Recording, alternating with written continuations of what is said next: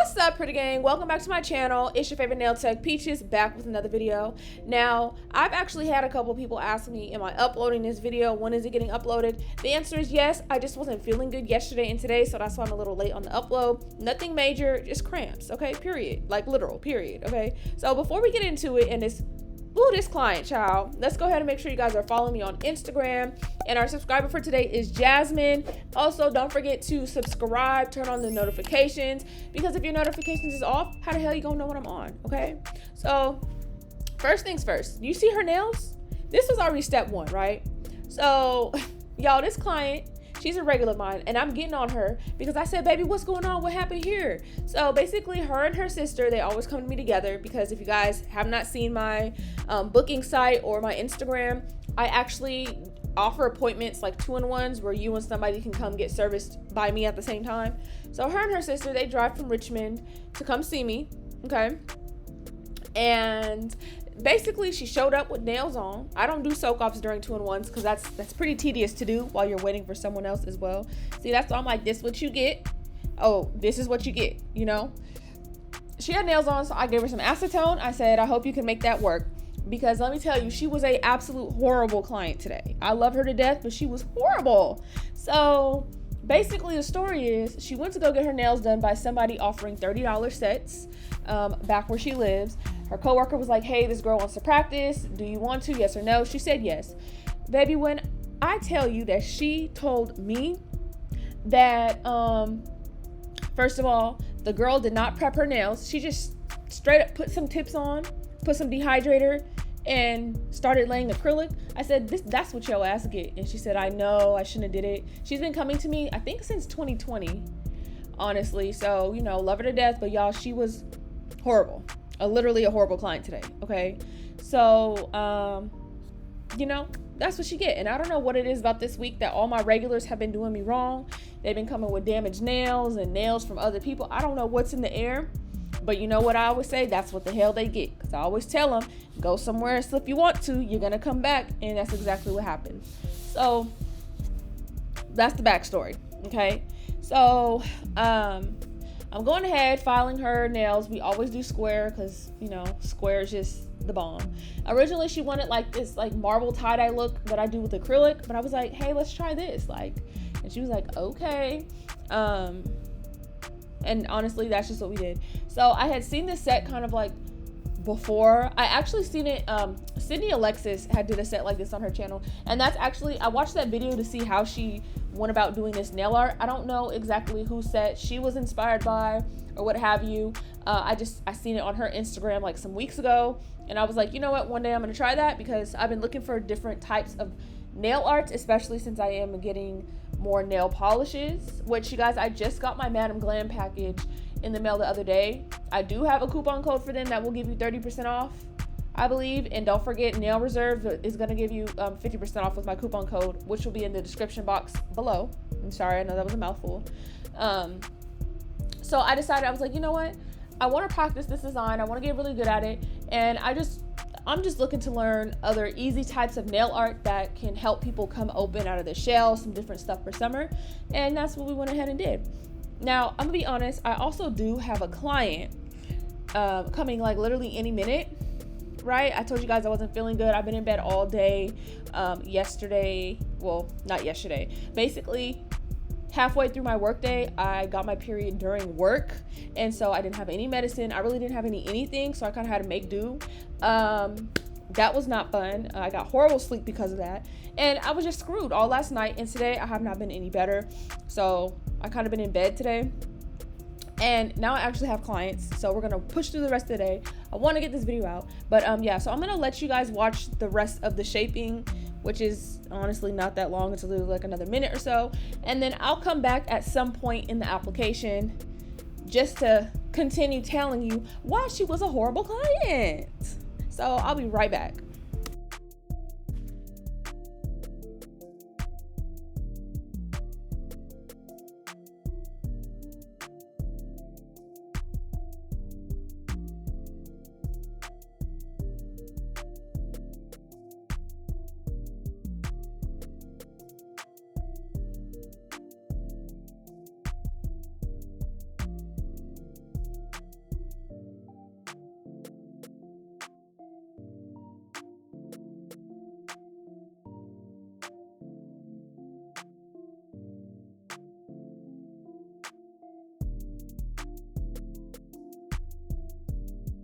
All right, pretty gang, I'm back. So of course we are using Young Nails Protein Bond. We're doing it 2 times because Young Nails said to do so. And we are using the color I'm a Mess, which is a glow color. That's why it is starting with a G. For those of you who didn't know what's, like why do we start with a G? It's because it's a glow color. But you know what I'm saying? Like, of course it's not polished, because it's not polished, it's not what? It's not nothing. So before we get into the application, you guys can clearly see on her nails, she does have a little bit of damage, a little bit of lifting in some areas. Now, me personally, I tell somebody, no, you can't have no damn nails. I have sent people home.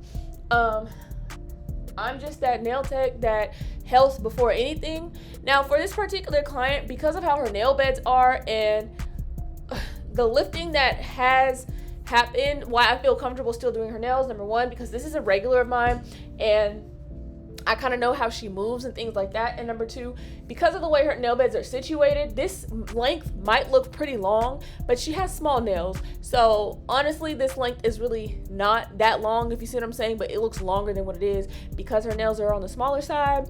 So I'm like, okay, she'll be okay. Now, also because it is most of it is at the very, very tip, it's going to be grown out in about a week and a half anyways. So like, she'll be okay. You know what I'm saying? But if all the nails were lifted and really thin and really, jacked up to where I feel like this is not going to grow out in just about a week or so for the majority of the damage, I would have been like, you can get some shorties, and that's that. All right? I just want to address that. I just want to say that. Boom, boom, pow. Health before everything else. Now, look, I got another client coming at 7. It is 6:56. So you guys are probably going to watch most of this application in silence because, you feel me, I got things to do. So again, like I said, she has been a horrible client disappointment. So let me tell y'all what she decided to do, okay?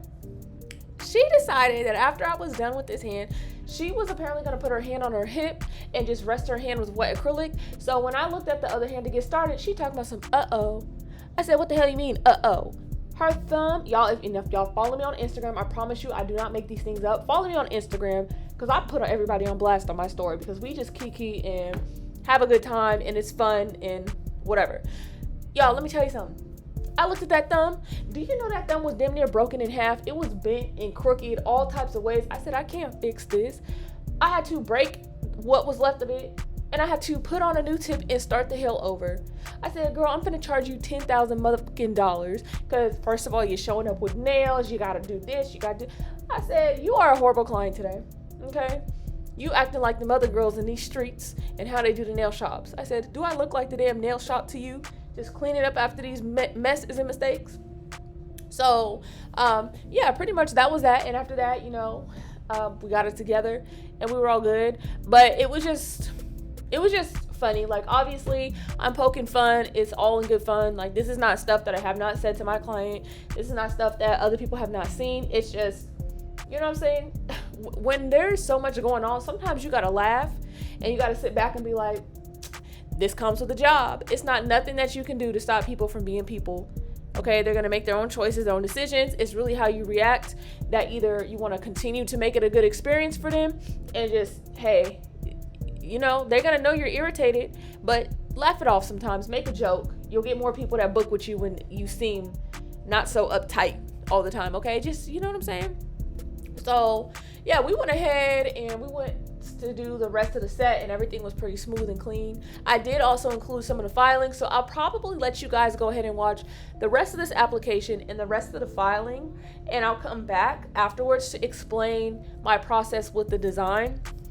Just because, like I said, I have a client, y'all, she coming in 1 minute. I don't know if she's outside the door, if she can hear me, but she coming in 1 minute. So what I'm gonna let y'all do is watch the rest of this application, and I'll be back in about an hour or so. Okay, we got some toes to do.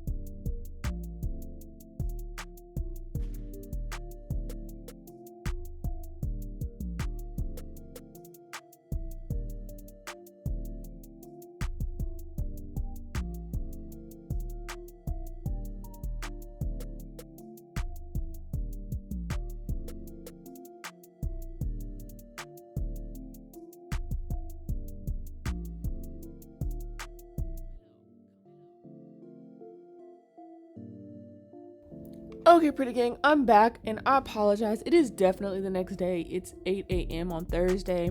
Last y'all heard from me, it was like 7 p.m. on Wednesday, but this was the application. Here we go with the shape. In just a second here.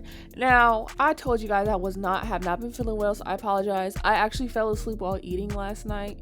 After that 7 p.m. appointment, I proceeded to sit in the car for an hour to decide what am I gonna eat, because I just was not feeling well. I just couldn't get it together. And then when I got home and I was eating, I fell asleep while eating. I woke up in the middle of the night. I was like, oh, well, there goes the video. So I'm so sorry, but I promise we're gonna get it out. Today is gonna be the day, okay? So we're just gonna go ahead and shape as usual.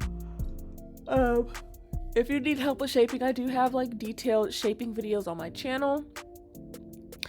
Personally, in my chair, square is the most popular shape. That's what people tend to come to me for.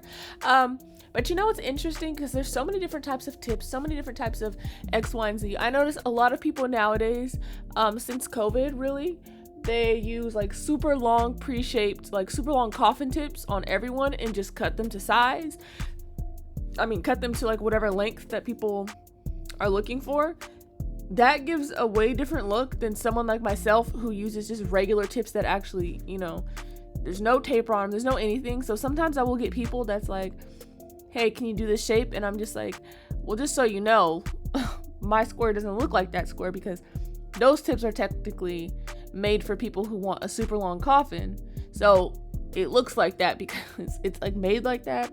So if you're noticing your clients come to you asking that for you, you know, from you too, don't feel like you have to go out of your way to like do something else if like that's not your way of doing things, because people ask me sometimes, do I have straight tips? If I say no, I mean, they're not gonna get up and leave and they still come back.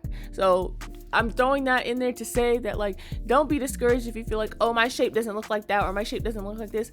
Girl, my shape don't look like that either. Just use whatever tips you feel comfortable with, whatever tips that you like style wise, and just shape to the best of your ability for the best results for that look, okay? Because everything don't give the same result all the time. So don't get caught up in, does your work look like the next person's? Because most likely it won't, because you don't even know what method or what supplies or what anything that you use, that they use, excuse me. So I just wanted to throw that little bit of encouragement in there for those of you that are struggling with your shaping. And this is why I stopped watching a lot of YouTube videos for like to like further learn a process of like how to shape and things like that. It's just, for me personally, I felt like it was hindering me back when I was first starting watching all those videos, because I was trying to get my work to like, how do I get like them, you know? And that's not the goal. So here's the final result of the shape. YouTube videos are here to help you, but not for you to exactly be that person. All right, so just a little bit of encouragement there. So you guys know I top coat before I do any type of nail art. If I were to be doing just bling, I wouldn't top coat, because bling do not stick to top coat at all. So but I'm sorry you guys, I'm still tired, but yeah, so I like to top coat before doing any type of nail art, because it's just so much smoother. And then on top of that, if you make a mistake with, you know, whatever nail art you're doing, when you use acetone on top of top coat, it's just gonna wipe away very quickly. However, if you try and wipe away that mistake with acetone on top of a, you know, just plain nail, no top coat, you know, just a plain buffed nail, the acetone is gonna melt the polish into all the little creases in the nail. I'll be honest, I don't know how people are doing nail art and getting such nice results on top of just a regular matte nail, because I've never been able to get like super good result. Okay, so if you're having trouble, I would say try this method. So now I'm putting out some colors. You know, these are the new polishes I got from Nail Reserve. I'll try to link the colors below, or you can just go ahead and watch my video that I did on Nail Reserve not too long ago. Now this orange, there's not too much left, but it's the Beatles brand. The red, y'all know it's from like a nondescript, and this pink is from like a nondescript, just like a pack of like, oh hey, these are liner brushes. I don't know, they don't really have a name, but I thought I was going to end up using all of these colors, to be honest, and I think I used all of them except for red. I felt like the red was not necessary. It wasn't going with the vibe. So I was like, okay, that's fine. So like I said, I used Sydney Alexis method to do this particular look because, first of all, I just wanted to see, does this work, kind of, you know? So I think her layers are way thinner than mine. So honestly, I don't really think it makes a difference. I do want to improve in this method. This is the second time that I've done this, and I feel like it's come out cool. Now, you can place these however you want, wherever you want. It does not matter. The only thing I would say is, and I don't know if she did this, but I kind of wiped my brush a little bit between colors so they didn't get so muddled, because otherwise each layer would kind of look a little bit mixed. But you know what? This type of design is supposed to be like a tie-dye design, I guess. It honestly, it's kind of hard to mess up now that I'm seeing. The only thing is, like one of the very first times I tried this method, I realized I wasn't using enough polish. So you do need enough polish on your brush. Like, don't be scared. You need enough polish on your brush to make like a little layer, so when you go ahead and blend them, like blend the little streak, there's enough polish that actually moves. You'll see what I'm saying right here. So this part right here, make sure you're using a skinny thin brush, making these little streaks right here to like make it look tie-dye or whatever. You need enough you guys, I'm so sorry, I just woke up. You need enough polish in each layer so that way when you make the streak, the polish physically moves. Okay, so once I saw this color combo, I was like, you know what, the red is not even needed. It's fine. I'm not even tripping off of that. You see what I'm saying? So each layer I kind of started with a different color. So I would say it gives a different look depending on which color is the swipe starting from. Okay, like what's that like base color versus which color is the swipe last going through.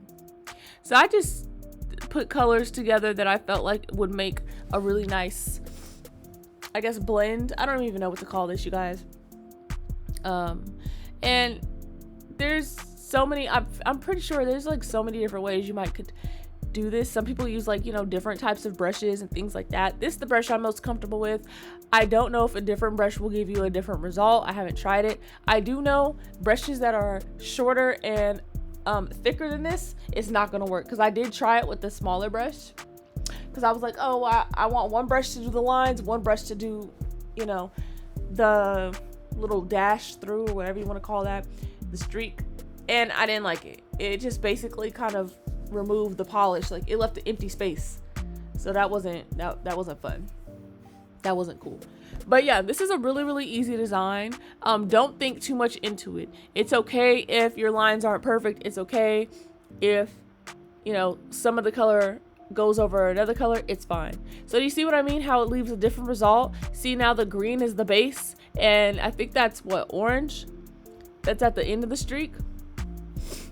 So it just has a different type of vibe that way. Now I think what I would do is now you guys, I'm sorry, my brain is still processing and working.